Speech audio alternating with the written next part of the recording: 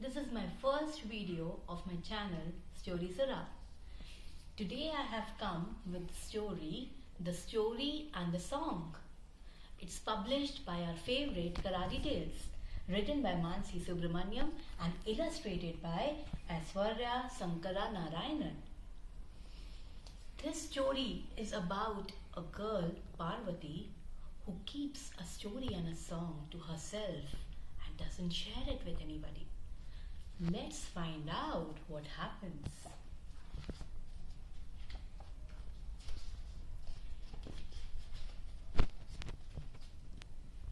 In many villages in India, where oil lamps are still burnt, it is believed that something strange and beautiful occurs at night.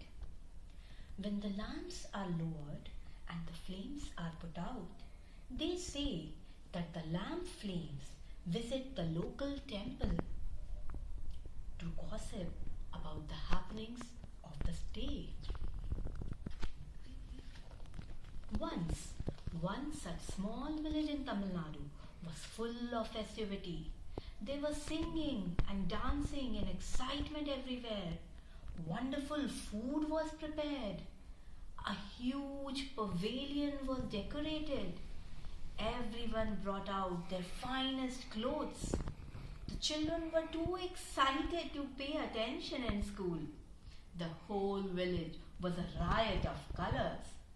The reason for all this activity was a young school teacher called Parvathi. Parvathi was the daughter of the flower seller. Bright, vivacious and charming, Parvathi was the pride of the entire village. And that week, she was getting married to Kamban, a tradesman. Amid all this excitement, everyone gave Parvathi wonderful wedding presents, saris and books and pretty things for her new home. Thai, the oldest, wisest woman in the village, came to Parvathi's house the night before her wedding.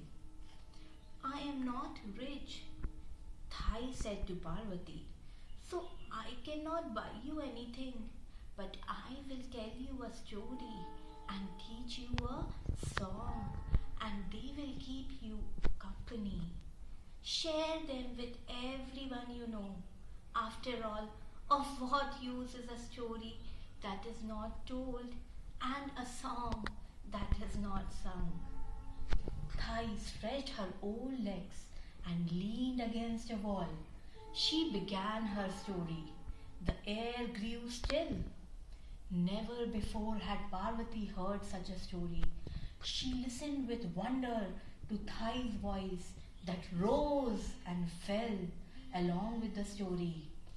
As the story came to an end, Parvathi sighed deeply and found that she had tears in her eyes.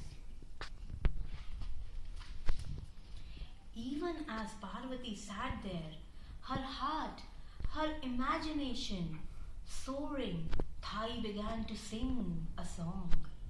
Thai's voice rose in melody, and it seemed to Parvathi that the whole world had come to a pause just to listen. So captivating was a song that when it ended, Parvathi asked Thai to sing it again and again and again. And each time Thai sang the song, became more and more beautiful.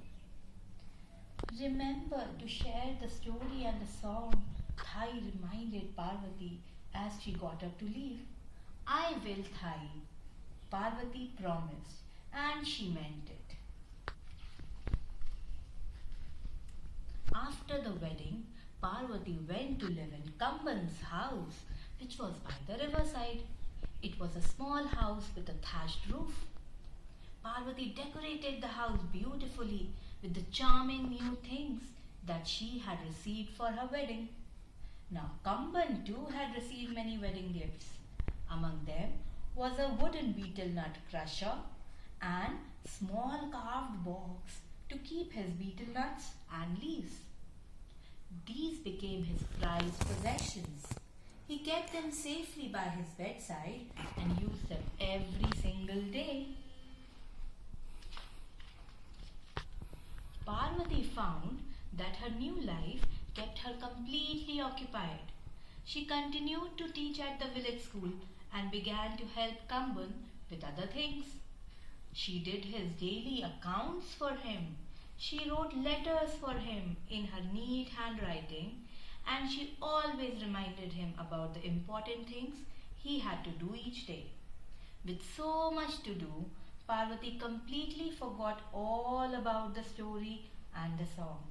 She could only think about accounts and letters and meals and appointments. She had no time for stories and songs.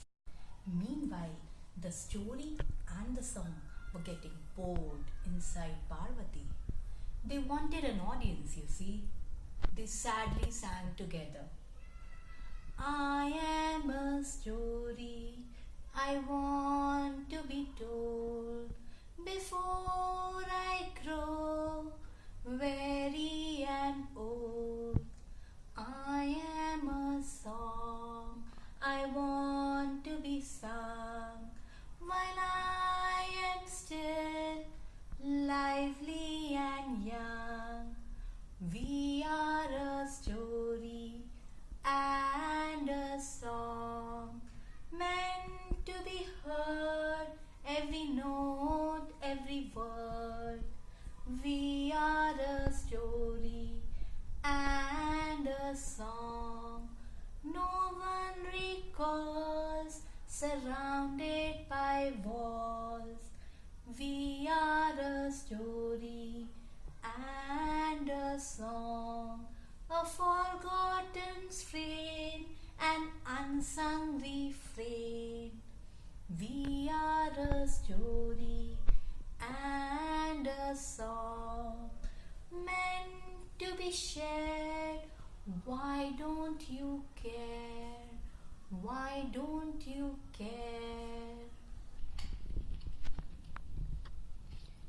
One afternoon, while she was roasting coriander and chilies, Parvati sneezed. Achoo! This was just the opportunity the story and the song were waiting for. They leapt out of her open mouth. But as you know, a story and a song cannot remain spirits once they enter the outer world. They have to take the shape of real objects. They caught sight of Kamban's beetle nut crusher and box and entered them. And when Parvati wasn't looking, they quietly escaped from the house and hid away. Kamban came home that night, tired. After a delicious dinner, he went to get some beetle leaves and nuts to chew. But of course, the box and crusher were not there. He searched high and low. Parvati didn't know where they were either. They were here this morning, she exclaimed. Where could they have gone? Kamban became very angry. Have you lost them? You know how much I love them. In his anger, he stormed away, leaving Parvati confused and miserable. And somewhere, not too far away, the story and the song smiled at each other. They were taking revenge on Parvati for stifling them.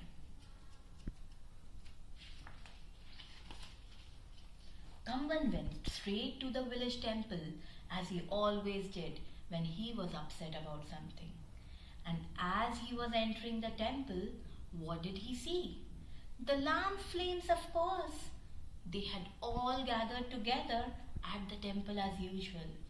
Astonished and curious, Kamban quickly hid behind a stone carving. The flames were laughing and talking and gossiping loudly. They seemed to be discussing all sorts of things, from funny things that happened in their houses to news from nearby villages. Kamban leaned forward in amazement as the nighttime air echoed with their vibrant, thrilling laughter. Suddenly, another flame entered the temple, huffing and puffing. Something very strange happened, cried the flame. All the other flames surrounded her in curiosity, and she continued. The lady in my house was cooking in the afternoon when she suddenly sneezed out, "Choo!" And guess what escaped from her mouth? What? Chorused all the others. A story and a song. You see, they had been living inside her for many years, and they were so bored of being there that they escaped. They took the form of the husband's beetle nut crusher and box and went into hiding somewhere in the village. With a gasp, Kamban realized that the lamp flame was none other than his own. The other lamp flames came closer. But they must be somewhere in the village, cried one. Let's look out for them, cried another. And in a flash, all the lamp flames gaily trotted away to different parts of the village, looking for Kamban's wedding gifts. Kamban, meanwhile, was filled with astonishment at what he had just seen. Immediately, he returned home. Parvati was sitting at the doorstep, confused and crying. Ashamed of his quick temper and for having made Parvati cry, Kamban held her close and softly told her what he had seen at the temple. Slowly Parvati recalled Thai's wedding gift and her own promise that she would share the story and the song with everyone. Can I hear them? Kamban asked her gently when she told him about Thai's gifts. But Parvati didn't remember them because now the story and the song had left her. Tired and a little dazed, they went to sleep. As Parvati and Kamban slept that night, strange things were happening in the village. All the lamp flames had departed on a serious mission to find the story and the song. The entire village looked like a magical place with the little lamp flames merrily dancing around in a flurry of light. By the warm glow that they cast in the darkness, the story and the song could not escape them.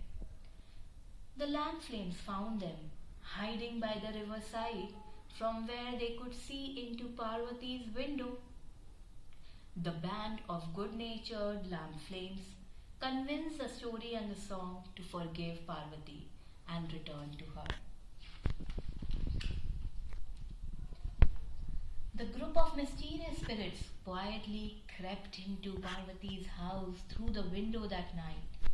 The crusher and the box returned to Kamban's bedside, and the story and the song quietly entered Parvati's body once more as she breathed in softly in her sleep. Seeing that all was well, the lamp flames returned to the temple, feeling very pleased with themselves indeed. In the morning, as Parvati recalled the story and the song, she felt happiness flooding her all over, and she began to tell Kamban the story and sing him the song. Now do you see why stories must always be told and songs must always be sung? If you know a story and a song, make sure you share them with everyone. Otherwise, they may get stifled and take their revenge on you. And you wouldn't want that, right? Thank you so much. If you have liked my video, please like, comment and subscribe to my channel. Thank you. Bye.